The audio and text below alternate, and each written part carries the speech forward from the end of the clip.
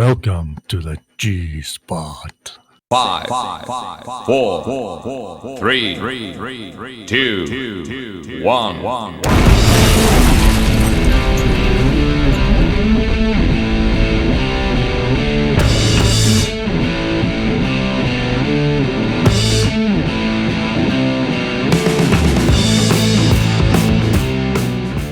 Hello everybody and welcome to Dynamic GT League's G-spot, or otherwise known as the DGT G-spot. And joining me is Ray. How are you, Ray? I'm very well. How are you? I'm alright. I pressed play already. I thought I'll just do a quick introduction for anyone that doesn't know what the DGT G-spot is. DGT is a Dynamic GT League racing on GT Sport. We were hoping to be on GT7, but that's not happening yet. The G-spot. Come on, Rory. The G-spot is. I very nearly said, actually, with Rory's letter that he sent, I very nearly said if he hasn't done it in Japanese, that'd be why he's not getting a response. So the G-spot is basically in the racing league that we have. Sometimes weird things happen, crazy things happen, crashes happen, things we might see on the race footage as commentators happen, and we were like, oh, so what happened there? Or things happen that we may be able to educate people about. So that's what this is all about. We get to look at a few things, we get to talk about a few things. What I will say though is Ray is an admin of the league. I'm not, technically. And there is two other admins. And this G-spot is not an admin's platform for making announcements. So unless the page messages each of the drivers saying, we need you to watch this chapter of the G-spot because it's relevant, like radar from the video that was sent to every driver a few days ago. If you haven't seen it, look at it. I know you might think, well, I don't have the time. Well, look at this. Look at it this way. At some point in the day, you go for a poo. And more than likely, it's going to take you anywhere between 10 and 25 minutes. That's more than enough time to watch that section of radar. So you can have a shit, lose a bit of weight, and learn something in the process. This isn't an admin's way of announcing things unless you told directly that it is. And also it's only meant to just really be a bit of fun. We're not picking on anybody, but also if people do happen to report things from the racers, we can use this as a way of showing how a decision may have been made by the stewards, or why a decision has been made, or why a decision has not been made. So anything else you want to add on to that, Ray? I think you've got it pretty much covered, and as us as commentary, we don't get it right all the time. That is true. I think news comes in many ways. I mean, did you hear about the chip shop that has just opened that serves food on photocopier paper? It serves food on photocopier paper. Yeah. You know, like there's that chippy that's gone viral on TikTok or something. Yeah. Well, I think someone else has sort of tried to be a bit unique by serving food on photocopier paper. I mean, pretty tasteless. Well, no, it's just a little place on the A4. Another bombshell. I'll give you that one. No, I like that one. Right, should we? I was actually thinking of the road A4 to begin with, and I went, fuck A4 paper. Yep, exactly. Okay, so we'll have a look at G-WIZ. So I'll give us a quick countdown to that. So countdown in 3, 2, 1. Let's go. G1 Race 1. Rich, who spun me? Sweet baby Ray. Oh, so has Ray done something? Let's have a look.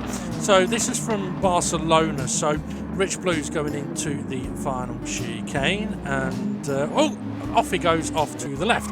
And you'll see that there's no Ray around. So it was a question, Ray, not a statement. So let's have a look. Rich Blues then coming into the final chicane, takes a bit of a tighter line, and around she blows. Now, this is one that Rich messaged me about last week, wanting me to have a look at it to see if he was spun around by the car behind him, which is Jason, which it looks like maybe was there contact? Don't know. So let's have There is little. maybe it's difficult to tell really from those camera angles, so I'm going to keep looking here. I'm going to go a little bit in slow motion here, going to go step by step. So as we get a bit closer, okay, Jason is getting close to Rich. Rich is taking a tight line. Let's see, is he going to get up on that sausage curb? Okay, we're going to have a look at the photo mode, so we're going to have a look, see if there's a gap between the two cars. So there is a gap. I'd say there's enough of a gap there that there isn't any contact being made at the moment. So let's move it on. We're on a slightly different view. So Rich has just clipped that curb on the left, and we are much closer now. So let's have a look at the gap here. Oh, it's a lot closer. But I don't know whether I could say. Go on. I'll wait till it's finished. All right. Yeah, I was going to say it's closer, but I don't know if there's a but now Rich is actually moving away from Jason. So the closest point between the two cars was a few moments ago. That gap has now got a bit bigger. So if there was contact, I don't know. But what I will say is Rich has clobbered the curb a bit, bounced a bit. Look where his front left wheel's aiming, off to the left. His car's bounced a bit. Now he's losing the rear end. So I'm looking at this and thinking, I don't think there was contact from Jason. I think it was the curb that spun Rich here. So if we have a look at this a little bit of slow motion as well. So look at his revs. Now from that, as he's clobbered the curb, he's got a bit of revs on. And as it sort of landed a bit, his revs have gone up, but is still steering to the left. His rear end's been bouncing, so it's gone sort of no grip, and then grip, and it's spun him. Now, in these cars, if you have got too much steering angle on with too much throttle in just the right scenario, you will spin. So, like Barcelona hairpin, on the exit of that, if you've got too much steering angle on, when you put your throttle down, you will spin. And unfortunately for Rich, I think it's a similar thing there. Your thoughts, Ray? Yeah, I thought, before going through that, I thought it was kind of like, you know how the cars have a square box, collision box around them? Yeah. Well, square-ish, depends on the developer. I thought it might have cut the collision box, but it's as if he's half powered, and then he goes full power, and as he hits that full power, he's spinning. Yeah. I can understand why he asked me to have a look at it, because it's not an easy one to know if there was a contact or not. And what I did say to Rich at the time, I had a quick look. I said, I've had a quick look. It's really hard to tell, but I think if it was me, I'd blame the curb. And I think, having looked at it in more slow motion now, I think I'd probably still agree to that. Oh, excuse me. I do apologise. That's from gassy drinks. Excuse me. Yeah, I haven't got anything else to comment about that. Yeah, good. Yeah, we know the cups are evil Yeah. when you get on them, so Yeah. And just that, going from that half throttle to the full throttle just kind of has upset the back end, especially because it was still turning left. Yeah, I mean, there is also another possibility with that, in which it's possible that he might not have actually applied more throttle. It's possible that he only had half throttle on, but as the car has bounced, it's then spun up the rear wheels, and even though he hasn't applied more throttle, it's possible that the wheel spin, as he's started to spin, is what has made the revs go up. But that would only make the revs go up, it wouldn't make the throttle go up. Oh yeah, good point, Nat. Good point.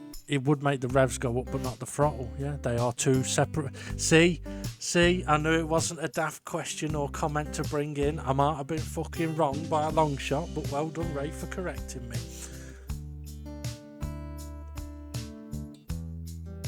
We go to the next one. We are, yeah. We'll move on. Right, okay, so 3, 2, 1. On to the next one. 3, 2, 1. G2 Race 1, target locked. Engage evasive manoeuvres. Okay, so we saw this, or part of this on the race footage. Demon R behind Steve F1, and dive bomb, dive bomb, up the inside, but then slows down and lets Steve F1 through. Now, we talked on the commentary at the time about, was it an overtake attempt or was it evasive? It was definitely evasive. Now, we also talked about whether it would be fair to keep hold of the position, but I want to point out a couple of things. Hopefully I stop this here. Okay, the black tyre mark right in front of the nose of the car here is Demon R's normal braking point. This is where he started to brake, so he's way late on the brakes, and that's what's made him realise he's got it wrong. He's took evasive, he's called evasive, and that then would make you think, okay, well, what was it like from Steve F1's view? Well, yeah, definitely a dive bomb. We'll have another look from a slightly different view for Steve F1 as well, which really shows why this would not be a fair overtake. Steve F1's turned in for the corner, turns out that's when the evasive shouters come through, but also look at where Demon R's car has ended up, all the way over to the far side of the track. So, as we talked, Ray, about could it possibly have been taken as a legit overtake? Well, no, for number one reason, you can't really overtake someone fairly when you've shouted evasive, evasive, evasive, and then they've taken evasive. That's not a fair overtake. But yeah, you'd lose a lot of respect. Exactly. But also, even if it wasn't an evasive shout, that if you're going to make an overtake like that in DGT League, then you have to be leaving a car's width space for the car that you're overtaking. Demon R couldn't do that because he ended up all the way over to the far side of the track. Now, some people might say, well, he was already ahead by that point, so he doesn't need to leave the space. That's where I say bollocks. In the words of James Hunt, that's what I call bullshit.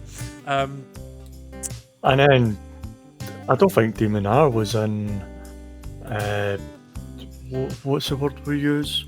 Fair in range. that rightful range of The fair for an range. overtake. Fair range for an overtake. So yeah, if the Demon R was to continue on and not give the place back, he would have called the admins to have a meeting. He would have lost kind of some racing respect from Steve F1, mostly Steve F1, and then the drivers as well, especially because Demon R should know better. Exactly, yeah.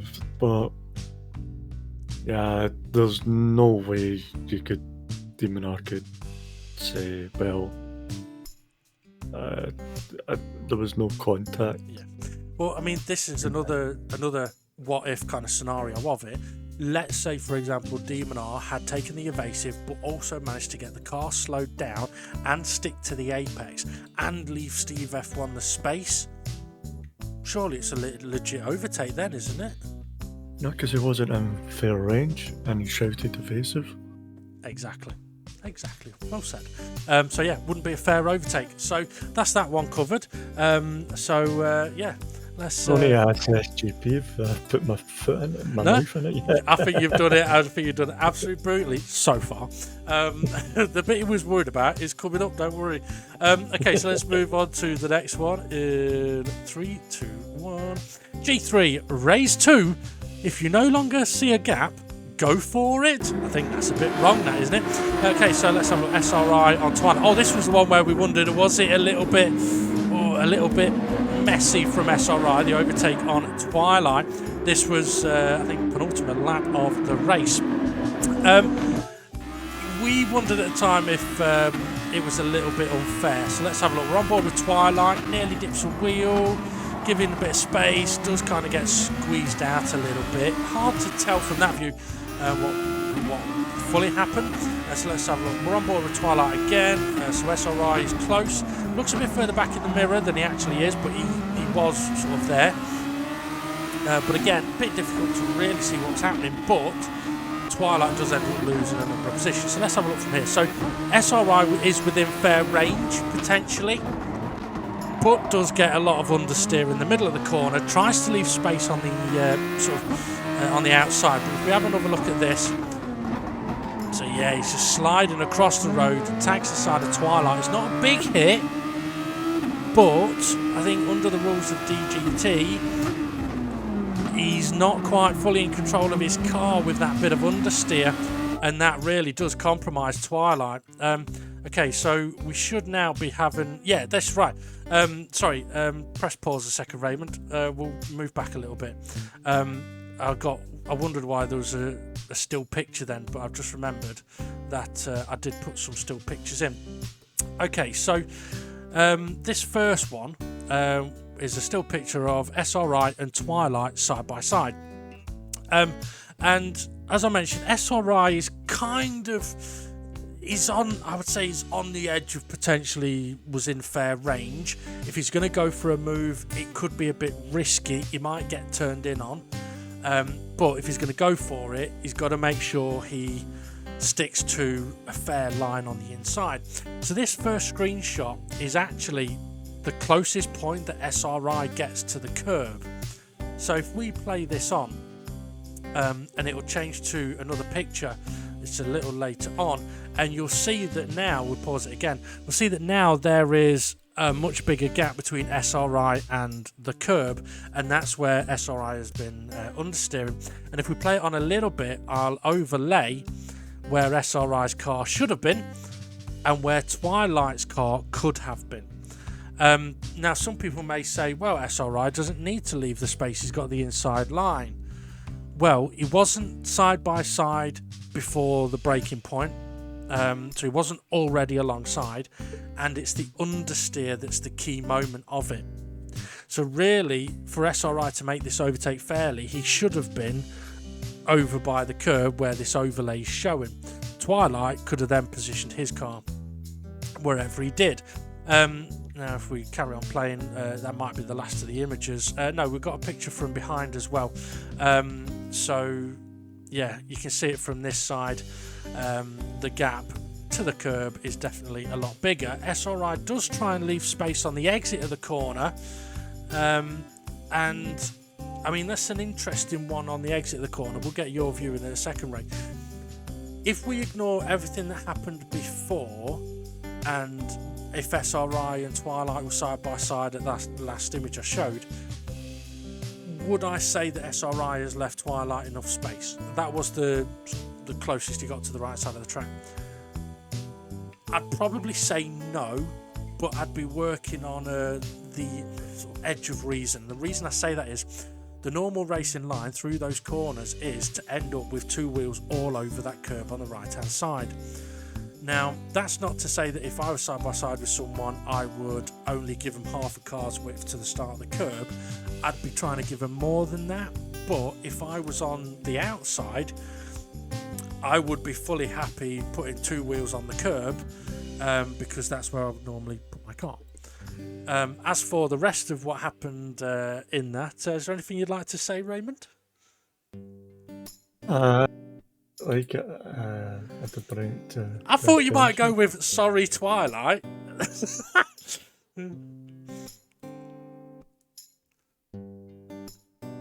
Oh, I don't know. Do you say unfair, or is it a racing? Hard racing?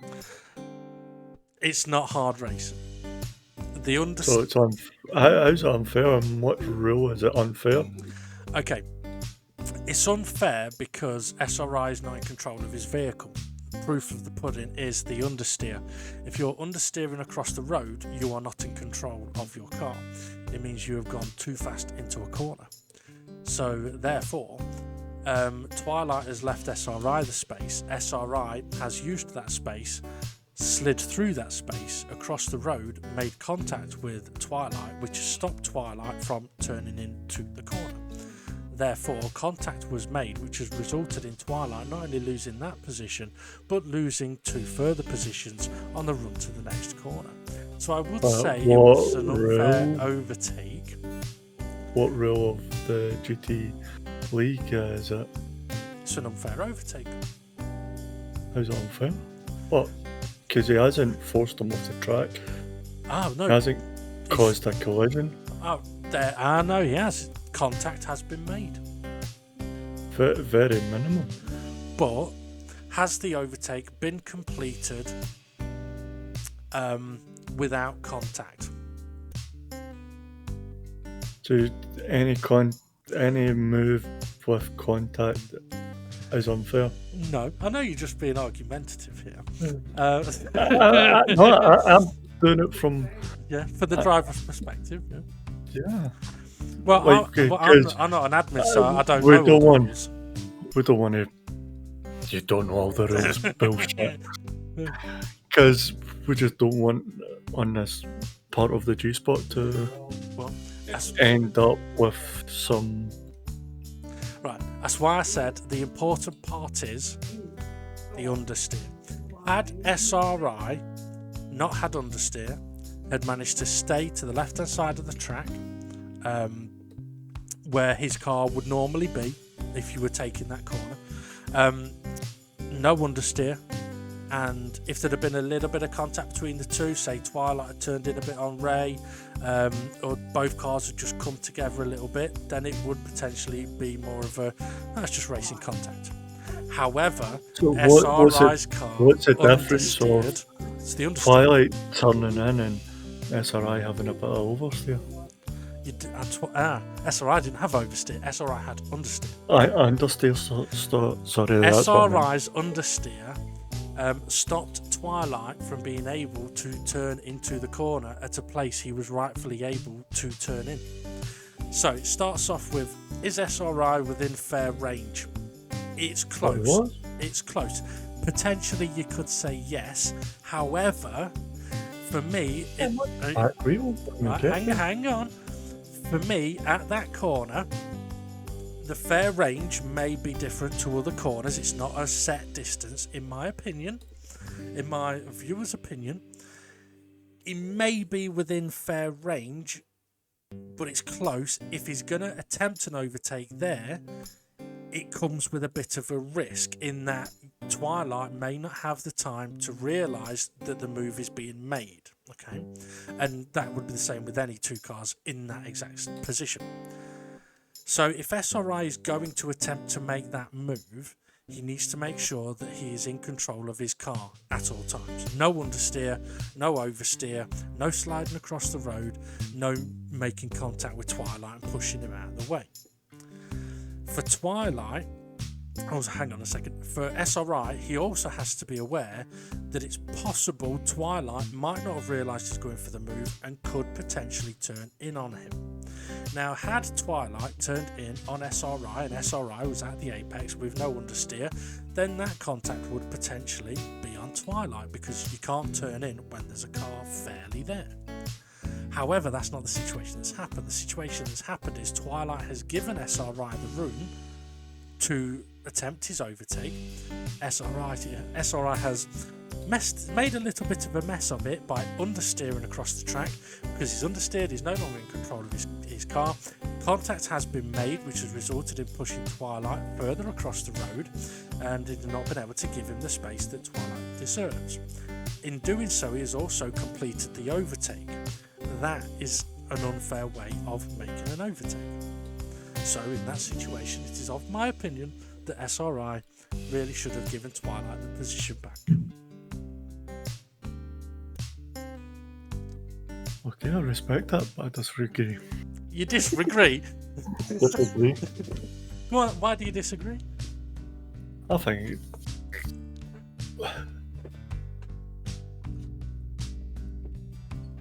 I feel it was in fair range for the overtake.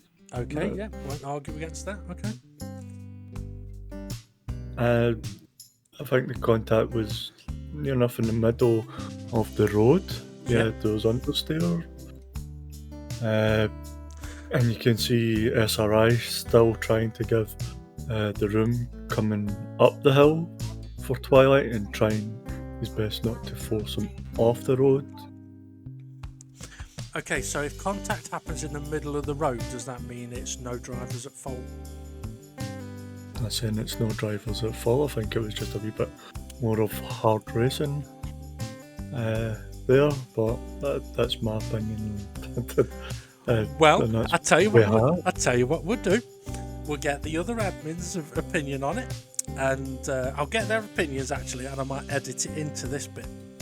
I'll get them to look at it from a steward's perspective, without them knowing what we have said at this time. Okay, it'll be interesting to see what they say. How about that, Ray? Yeah, okay. Help for that.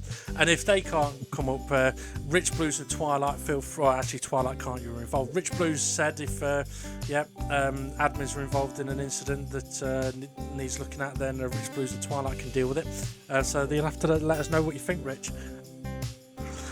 Right, so I am going to edit in the admin's views on this. I do just want to quickly mention though that Twilight never reported this or anything. It was simply just something that we saw on the race footage and thought we'd have a look at. Turns out now we're into an interesting discussion. So I'll let you know what the admins thought. Well, both Steves said I was right. So Ray, what'd you say about that? Okay, I might be making that up a little bit. I may have to eat a few of my own words here. So let's have a look at what the admins actually did say. So SGP then says, well, a bit of wheel banging and could understand Twilight being miffed as he left SRI space to make the overtake. However, SRI went in a bit hot and made contact with Twilight. It's not a push to pass as space was there. It's not a dive bomb as was within fair range. I don't think a penalty would be necessary, but Twilight may feel it was an unfair overtake and expected the place to be given back to him. So, touching on a few things, a little bit like I said, but also saying that there shouldn't be a penalty. So, let's see what Steve F1 says. Fine move for me, a bit late from SRI, but was within fair range. Didn't make an apex, but there isn't a rule that says you have to. A bit of wheel banging, but SRI just left enough space for Twilight. Hard but fair move. Okay, so that's two opinions that differ a lot from mine, which I think is quite interesting.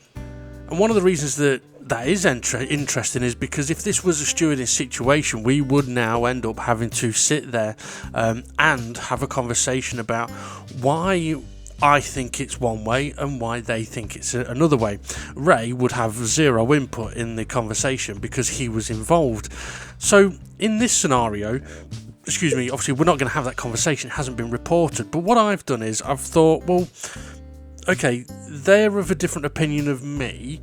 Can I see what it is that they've seen that I haven't, that has sort of led them down that view of it's a fair move, it's an okay move, maybe a little sort of hard but fair racing.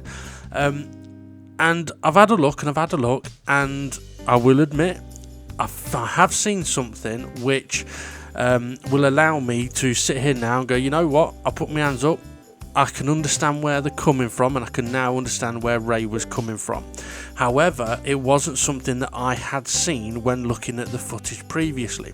But this is why we would have the conversation about it. And I am going to try and bring it to your guys' attention as best as I can. So let's see if I can do that. Okay, so if we take into consideration everything that we've already said previously and what these guys have said, there's two sort of key points that I want to mention on behalf of SGP and Steve F1. So if we look at SGP's comments here, he does say partway through, it's not a push to pass as space was there. Okay, we'll have a look at that in a moment. And then for Steve F1, his comment, which I want to touch on because I know SRI would want to on this. Steve F1 says, didn't make an apex, but there isn't a rule that says you have to. Okay, now that may seem a little bit contradictory, but that's where this situation is different, or potentially different to many other situations. So I was arguing that, or conversing with Ray, saying that yes, he's got sort of the inside, but he needs to be in control of his car and not understeer across the road. But then we've got the two admins here saying that there was space there. And Steve F1 saying that he didn't make the apex, but there isn't a rule that says you have to. So what I want to do is clarify on those couple of points. And I can do that hopefully by re-showing the video clip. So let's have a look at that. Okay, so we're going to look at this again from Twilight's view. But this is the video clip we're going to have a look at. But I'm going to play it in slow motion. Okay, so what the Steves have spotted is as Twilight has turned in, his trajectory that he's taken around the corner is quite a wide one before SRI appears in the picture.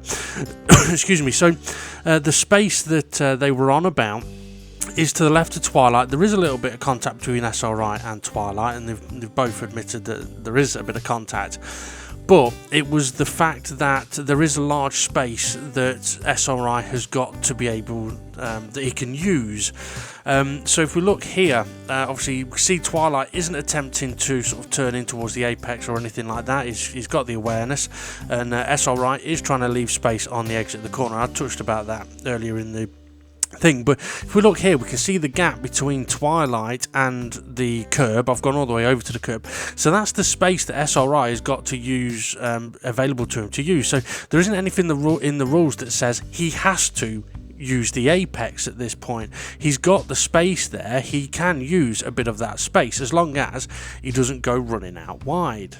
So he does get a little bit of understeer, as we know, but again, Twilight's trajectory hasn't really changed that much, and there is still obviously the gap to the apex, which yes, SRI has moved across, but it's not moved Twilight across. Now the key point then would be for SRI to make sure he's not forcing Twilight off the road.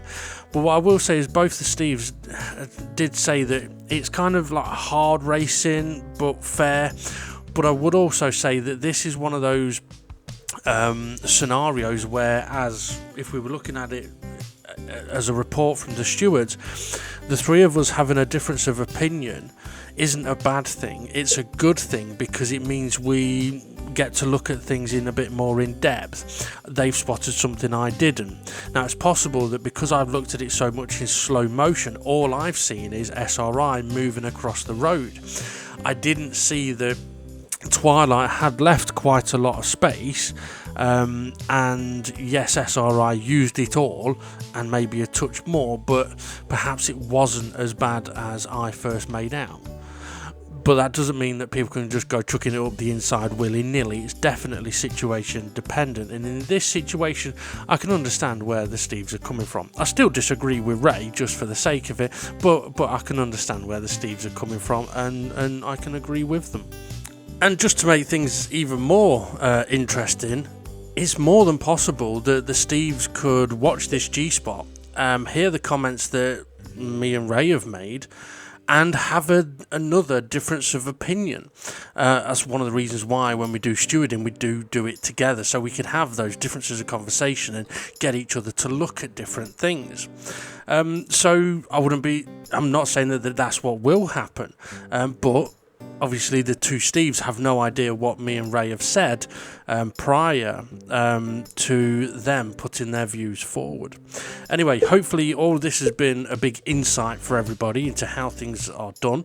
So let's get back to the G-spot action. Okay, so let's move on to the next one, shall we? In 3, 2, 1. G4, weave on, weave off, weave on, or weave off. Okay, so this is talking about weaving. So we're looking at SGP here. coming through the final chicane at Barcelona. We've got a bit of a gap to SRI. This is the start of the final lap. So SGP pulls over to the right, excuse me, then weaves across the road to the left and the right, and back to the left. And I suppose you could ask the question, is there anything wrong with that? Well, not really. But what we want to look at here is, well, what about if you're in SRI's position or Conrod's position? Now, we don't really see much from this particular view from SRI, especially similar to what we saw with SGP. So if we look at this view from SGP looking back, SGP's got enough of a distance that he can move over the road as much as he wants, really. He can try and break that slipstream. There isn't a car close to him that you could say, well, you can only do that one move and then one move back to the racing line. SRI follows SGP with that first move, follows him with a second move back to the racing line, but doesn't move again. And he doesn't do it because Conrod's there and he knows that he can't weave. So if we look, SRI has gone to follow SGP, goes back to the racing line, doesn't go back to the right when SGP did, because Conrod is too close for SRI to be able to do that. If he did, that would be classed as weaving unfairly. So if we look at this from Twilight's view now, because there's a number of cars in this, so SGP's moved across, SRI's moved across, Conrod's moved across, we're on board with Jimmy here, but we've got Art Pal, Dave the Harp's also moved across, but we know the cars ahead are going to move back to the left. So what's Dave the Harp going to do? Because he's got to be careful of the cars behind him. Conrod may be far enough away from Dave that he doesn't have to worry about it. So, yep, the cars move over, but Dave the Harp doesn't, because he can't. He knows he can't weave across the road to follow and get the slipstream because Art Pal's there. And Art Pal hasn't moved anywhere yet, he's just kept hold of the slipstream as they've come back across the road. So as we carry on from this now, see Jimmy's kind of getting involved in it a little bit, no problem with him doing that whatsoever. Conrod has now pulled out from behind SRI, but that doesn't mean that Art Pal could weave and try and pull out into Conrod's slipstream because Dave's there. And Dave can't move because Jimmy's there. Now Conrod can continue to attempt to make this overtake as he does, but then we have to question, okay, what's going to happen with the three in front of us? Jimmy brakes at a point I would expect him to. He's on the tighter line. Dave's able to just work into that space. Everybody giving each other plenty of room. Beautiful bit of driving here. And this, for me, is a very good example of exactly how you should cope or how you should conduct yourself when a car is weaving, and I will get onto that a bit more. I just want to sort of follow this on a little bit. There we go. Okay, so you may wonder why we're talking about weaving. Well, what I've shown there is a very good example of how drivers should conduct themselves when a car weaves. So SGP weaves. He has got a more than big enough gap to the car behind that he can basically move over the track as much as he wants. Now, SRI can follow SGP as much as he wants unless there is a car in close proximity to SRI. If there is a car close, then SRI can only move once across the road and once back to the racing line, leaving space if the car is there. So SRI wouldn't be able to weave all over the road because of a car being close to him. And that's exactly what we saw. Now, it would have been very easy for SRI to keep weaving, trying to follow SGP, and anything could have happened. But also, it could have been very easy for Dave the Harp to follow it all as well, but he had the awareness to realise he couldn't do that. Now, I could have shown a bad example of the weaving here, but I haven't got one at the moment, so if we get one, I'll show that at another point. But I know that SGP wanted to highlight the possible problems with people weaving. I was wondering if you've got anything else to add to that, Ray? No, that's spot on. No disagreements there. Good. Now, for anyone that does wonder a little bit about why we're mentioning that, it is because what we wouldn't want to happen is, let's take, say for example, SGP had that little bit of a gap that he did over SRI. SRI's got Conrad right behind him. Conrad's then got another 6 cars right behind him, and they're all really close, so it's hypothetical. SGP weaves all over the road like he can, because he's got the gap. SRI weaves all over the road to follow him. Conrad then weaves all over the road to follow Ray. Now the cars behind are getting slipstream boost, and they start getting sort of, oh, I've got slipstream, no, I haven't got slipstream, and they start weaving about as well. Next thing you know, you've got cars crashing into each other, and it's an absolute disaster. And one thing we would say is that if you are ever going to pull out from behind a car, so glad I didn't hesitate during that. If you're ever going to pull out from behind a car, you have to make sure that there is not a car next to you when you do it.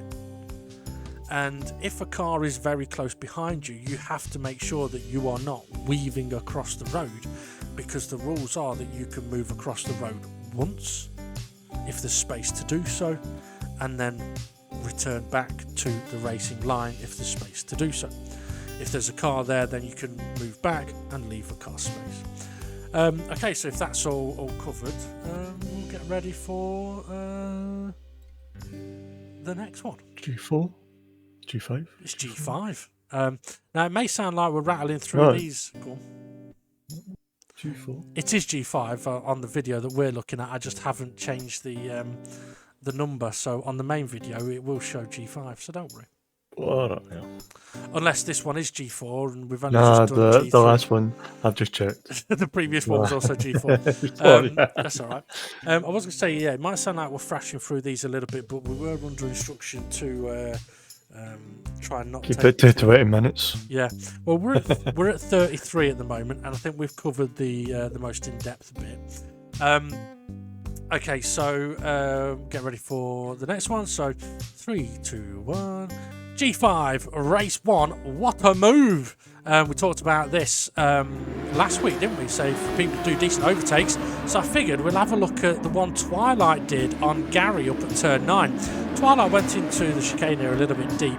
Art Powell making a move on Gary up into turn 9, and then Twilight coming round the outside. It was a lovely overtake. But there are a few factors to this. But also Gary, he didn't give up, did he? He tried to retake the position, gets a little bit of wheel spin, very easily done. That's where if he'd have had steering lock on, he'd have spun round like we talked earlier. Twilight gave Gary a little bit of a nudge there, so he's backing out to let Gary come through. Dave the Arp sensing an opportunity here, thinks about sneaking up the inside. He has a look, he can do it, so makes the move. So 2 or 3 lovely overtakes going on there, and then 2 cars pin into the pits. So looking at it from Twilight's point of view here, it is contact. Yeah, there was a bit of contact, but it's a lovely move. Now, if we're on board with Gary, Gary's compromised a little bit here. He's being overtaken anyway. He's out of position, and at the last moment, Twilight comes through. Now, some people may think this could potentially be controversial. Did he get there fairly? Well, we'll have a look at that in a moment. I think Gary's attempt to retake the position and retake position is fair. It was really good considering his tyres were knackered as well. There was the little nudge from Twilight behind. So if we look at it from Dave's view, is it a dive bomb? Well, I'm going to pause it there for a second, Ray, because I think that's a valid question. I mean, you just mentioned as well, contact. And I know why you said it. But I've put the question up there, is it a dive bomb? Because Twilight is behind Gary. I mean, there isn't a braking point for this corner. It's near enough flat out in these cars, little left turn in and go. But for me, this isn't a dive bomb. This doesn't come into dive bomb category. So for anyone that might think, oh, that's a dive bomb, it's not. I could go into why it's not, but I'm not going to. It's not. What it is a high risk, fair overtake. Now, the reason I say that is because Gary's compromised on his speed from the previous corners. Okay, Twilight has got plenty of speed. Gary is on the inside of the track here, and Twilight makes 0 attempts to get to the apex. He doesn't need to, he doesn't want to. So he opts to go for a risky move around the outside. Now this is where I would say he does eventually get himself into a fair position. But it comes with the risk that once he's kind of up alongside Gary, because of how far into the corner it is, there is a very high chance that Gary would have zero opportunity of knowing that Twilight is there. Which means that Twilight would have to expect the possibility that Gary might not leave him room on the exit of this corner. That would then have to come under a discussion with the stewards of, okay, is it Gary's fault? Is it Twilight's fault? Is it fair? That's a very in-depth conversation. But for me, Twilight does get himself into the position on this occasion fairly, but that doesn't mean that people can just come bombing late into a corner, get up alongside someone and go, well, I'm there fairly. No, it's the specific set of circumstances in this scenario that allow me to believe he gets there fairly. So as I play this on a little bit, it plays on in slow motion. We'll see that Gary may have just spotted that Twilight was there. Now, as I said, that for me, it's high risk, and I think had Gary ended up putting Twilight in the gravel, I would have found it very difficult to punish Gary on that occasion because of how late Twilight got into position. But I don't know, I think it would involve a very in-depth conversation. I don't know what your view would be on that one, Ray.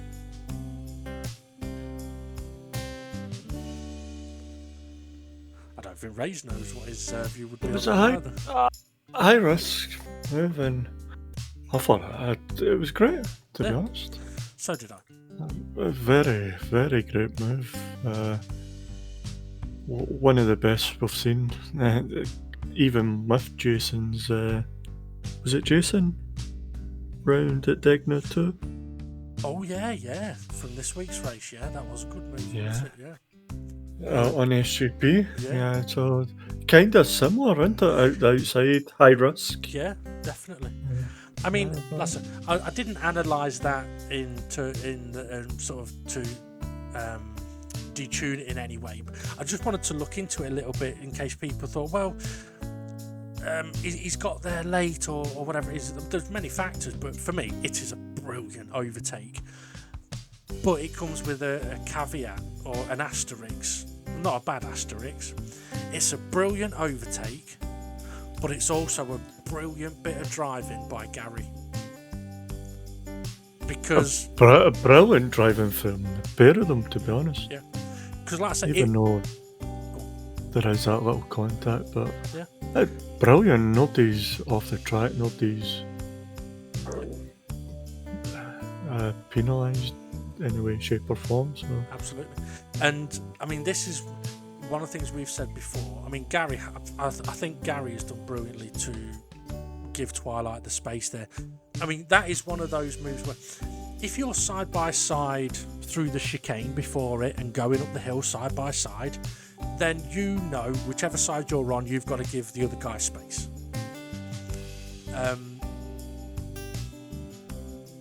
And it's easier in that situation because you know beforehand you've got to give space. In that scenario that we just saw there, for Gary to be able to realise that Twilight was there and give him the space, yeah, that shows just how much he's been working on his awareness. And for Twilight to have the bravery to go for it, brilliant. But also, because they've had that brilliant little battle there, Gary's given them the room, it's meant that Gary's then been able to attempt to re-overtake and succeeded in doing it. So if Gary had given Twilight no room and stuffed him in the gravel, well, Twilight would be in the gravel and Gary would be off down the road. But what we've ended up from drivers giving each other a little bit of room is a fantastic battle. And that, for me, is exactly what we want to see. And as Ray nods his head and goes, yes, as he's not talking. Yeah, that's what I was doing, actually. Yeah.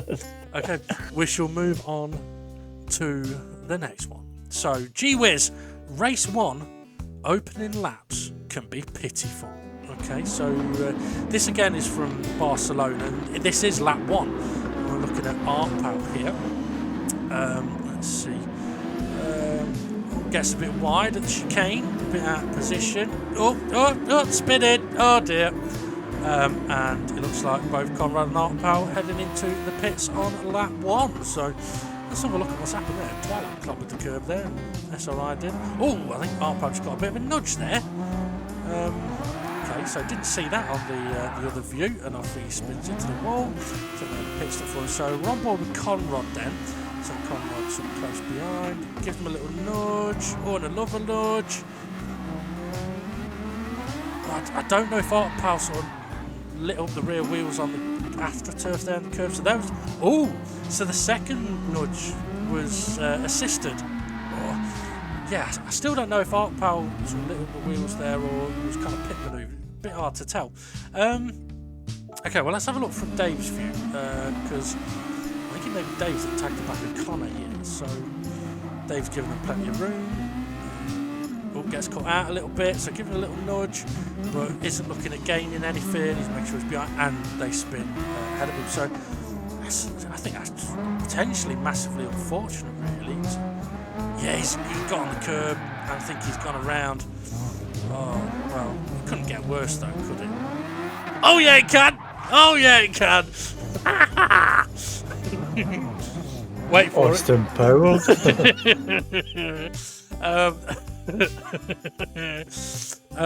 Now, I can honestly say I don't care what happened before. Well done, Art Pal, for spinning it in the pit lane. Alright, I thought we were to analyse that, but... No, it was all about the spin in the pit lane. I mean, we could analyse it a bit if we want. Yeah. I'd just say it was a wee bit messy there. Yeah. Was it? I'm trying to think now. Was it in the G-spot? No, it was in the race footage. At the end of the race footage, I talked a little bit about how some drivers like Art Pal, Conrad, perhaps Jimmy Rich, are going to go to some tracks and they're going to make errors on corners that they're not used to because they don't really know the tracks. Whereas the more experienced of us know, for example, like that curb that Art Pal got on there, if you get on that a little too much, with a touch too much steering, you can go around. Like we saw Rich as well earlier on, he got on the curb and around he went. So for me looking at it, it's very difficult to know for certain whether it was Art Pal lighting up the rears on the curb and the Astro and was spinning anyway, and Connor was also there, which then just made it that little bit better. Or whether Art Pal didn't light up the rears or whatever. But I think that is such an unfortunate situation, such a difficult one to look at, because as we looked at it, it was like, oh, Art Pal's ran wide. Well, actually, no, he didn't. He was nudged wide. All right, okay, so Connor's nudged him wide. Oh, well, actually, no, Connor gave him a nudge, and the second nudge that really nudged him wide was actually not Connor's fault, because unfortunately Dave nudged the back of Connor, which put Connor into Art Pal. But actually, they were all kind of okay after that, so it was all right. And then Art Pal, I think, was just massively unlucky. And then, brings the highlight of the moment, spinning again in the pits. Right. And I think that might be us for all of the G-spot, Ray. Ooh. Yeah, 45 minutes. Oh, we've done well. Yeah. Well, I don't know. Have we done well? I mean, I am going to... We've recorded for 45 minutes. I've still got to edit some bits in. Yeah, so... I was going to say I'll get onto that in a moment, but I'll have already done it by the point that people are listening to this. So I guess I'll say, don't forget, folks, if you've done a brilliant overtake, let us know for a what a move. So yeah, or if there's anything else. I'll be Twilight every week. Oh, sorry, he's no internet. Well, yeah, he's got no internet for 2 weeks. Oh dear. So yeah. Also, if there's anything else that you want us to talk about or look into, just to put it out there, for anyone that is watching these videos that doesn't have the game or isn't involved in the league, but just is curious about something, feel free to ask. about racing stuff, that is. If you're going to ask us for like sexual advice or love advice, then yeah, he's married and I'm single, so you won't get any good advice here. Yeah, better off with a blow up doll. Exactly. Cheaper. It definitely is. Right. Okay. Just remember when you get your first woman after you've been using a blow up doll for so long, when you go to kiss, don't blow her in her mouth. Especially if it goes. Oh dear. Okay, and on that note, some breaking news. Unfortunately, Sir Cliff Richard has broken both of his legs while on his summer holiday. Was in the White Cliffs of Dover? No.